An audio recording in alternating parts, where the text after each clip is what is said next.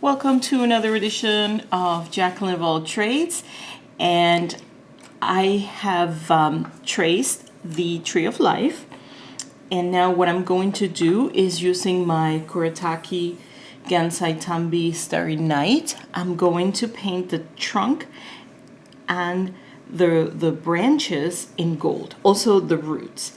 Now, it's interesting, I don't know if you've ever wondered what kind of brushes I use, but some of the nicest brushes are the Crayola. They come in a set of 4, and there's like a really big size, which is probably like an 11 or 12. And then this one is the smallest one. So I actually really like them. Nobody would have thought that Crayola would make art supplies that could be used for people who paint, who are adults who paint for a living. But I really like them. I also have some brushes that I bought from Cheap Joe's. They would have like specials in which you could try different brushes. So I got a lot of them from that. I got a 2-round, it's called Mimic, and it's actually really nice. And then, you won't believe this, but I bought a set that most people use to paint acrylic nails. And so it comes with like maybe 12, and they are also fantastic. They come from 000, which is the smallest one of all the way to like a 10 maybe or an 8. And they're fantastic. And those are super cheap. They're on eBay, and they're great. I mean, they really, I don't think that, I guess I'm very practical, and so I don't think that people necessarily need something that is incredibly expensive in order to make good art. I think that you just have to put in the time to make good art. So enough talking. I already set up my paint, and I think I'm going to go with this red gold here. I like that it's very, when you put it on the page, it's actually very distinctive. It has a little bit of gold red in there, and you will find in the Starry Night Kuretake set, you will find different shades of gold. So like you get a white gold, and then you get more of a yellow gold. This one is a green gold, this one is a red gold, and this one is more like like a bronze gold. So you'll have to, what's really good is you get different shades and you get to try them and then decide which one. But I like this one because it's very impactful on the white page. So I'm just going to start painting, and I hope you enjoy this.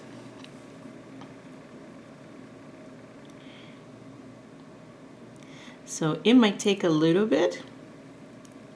I wanted to make sure I got a very thick mixture of the paint, the watercolor with a little bit of lot of watercolor, a little bit of water. That's kind of how I like to paint. And so all I'm doing is I'm just I paint wet on dry, meaning that the paper is dry. Now, some people have an issue with turning the page. I don't think it really matters. I think that you should do, as I said before, in art you should do what makes you comfortable, what creates good art. And so if turning the page is going to be your thing, you should by all means turn the page. So this is going to be a little bit, so why don't you grab yourself some coffee or tea or something, because I'm just going to go ahead and paint this tree.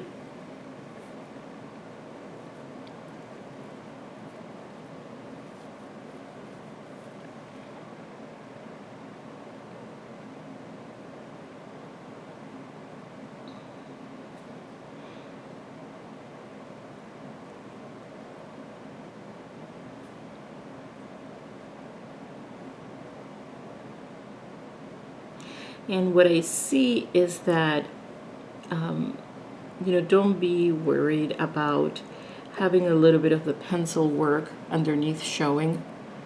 That I don't think has ever bothered anyone, especially some of the watercolors that I've seen, like for buildings. They tend to all have they've drawn all over, like the house and the windows, and you can kind of see it when you get really up close and personal to the painting, and nobody has really been bothered by it. But what I try to do, just to make it a little bit more ethereal, is I try to go a little bit over the line so then you don't get to see it as much. But again, it's not anything to worry about. Actually, even some watercolor artists just draw in graphite, and they don't even bother with color at all. I personally like color. I think color is what gives us life, and so color is good in my book.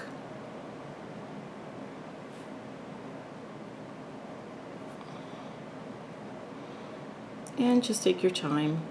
I find this extremely relaxing because it's basically just one layer of color. There isn't different layers, with a very light layer and then a heavier layer, and then you're looking for lights and shadow. This is a very two-dimensional painting. And I think for, when you're not trying to have it in a gallery, when you're doing it for fun, this is definitely the way to go. So,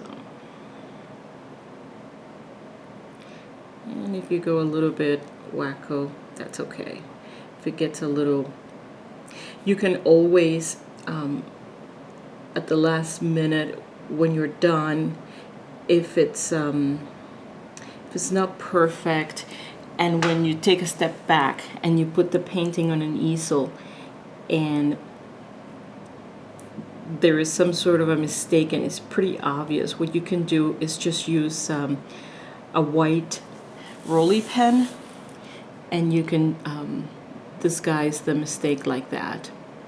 But it's really not a big deal. This is, as I mentioned in my previous video, this is for my mother-in-law. She is helping us with paint tuition for my son, and I'm just very thankful that she's helping us. So I'm just going to take the effort and paint something lovely for her. She's going to be 90 sometime soon, or actually maybe she's 90 now. But anyway, so I'm just doing my little drawing here.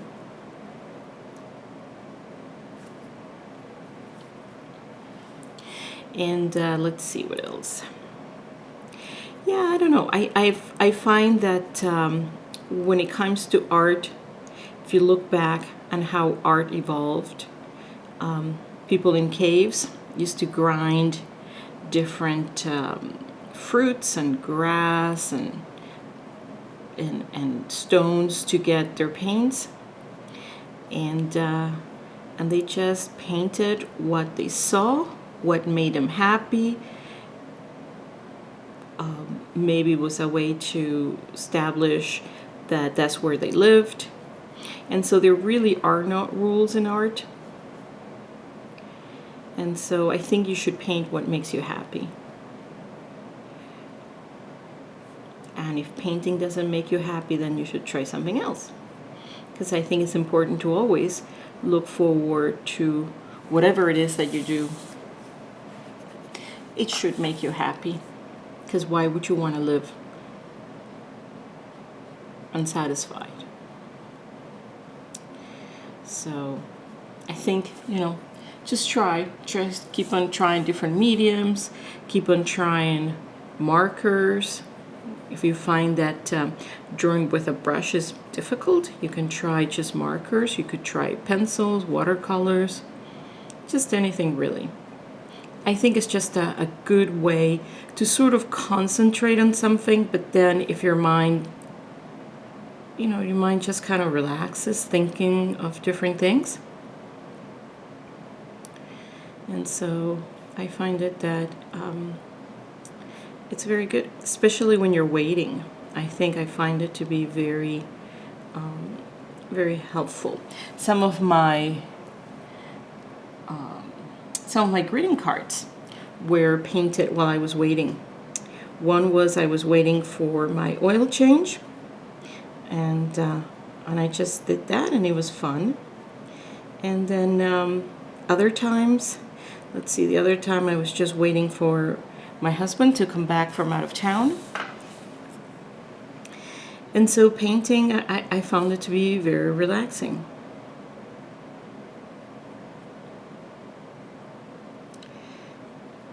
So, also writing. I don't know if some of you write. That's also can be a very good expression of your feelings. I recently wrote a book for my son with different recipes that he enjoyed growing up. And also I wanted to give him some advice on different situations, and so I wrote those too. And Amazon has a great way of publishing your work, and I think it's a good way to sort of keep your work for the future. And I don't know, I just found it to be very an expression of my love for my son. So now we have the top part, and I see here a little bit of like a wet space, and you can always go back and just kind of move the paint around. So now we have the trunk, and we also have the branches, and we're going to go for the roots. So let's see here, we're just going to go like that.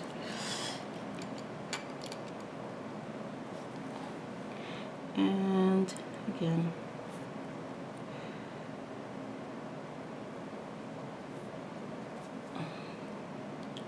we're just going to go the big areas. I'm going to use a bigger brush, and then for the smaller, more detail, I'm just going to use a smaller brush. And something that I've noticed, talking about brushes, if you're trying to create hyper-realistic art, what you will find is that the more detailed something is, the smaller your brush is going to need to be.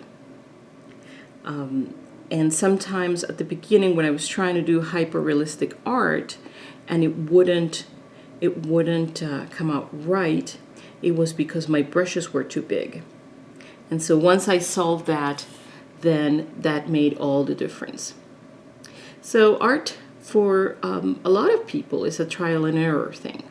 There's some people that are just amazingly talented and know exactly what to do from the beginning. But I think for most of us, it just takes us a lot of tries and a lot of experimentation to see what works, what doesn't, what makes us happy. And so I encourage you to experiment with color and see what is your style. I think in some of my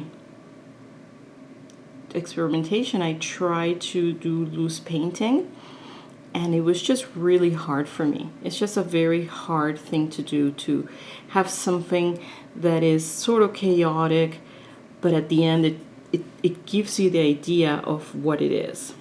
I guess, I just found it to be very difficult, and it's amazing how talented people are when it comes to loose painting. It's really an art. Painting in itself is an art, and so is a lot of different things like music. And so anyway, we're almost done here. And I hope you don't mind my chattiness. I just want to have something pretty for my mother-in-law. And this is my gift to her for being so kind towards my son. I'm really happy about that. So let's see what else we can talk about. And I think that's one of the greatest things about painting. Like, I can talk to you and I'm painting, but I'm also accomplishing things. And so I find it a very realistic hobby for me.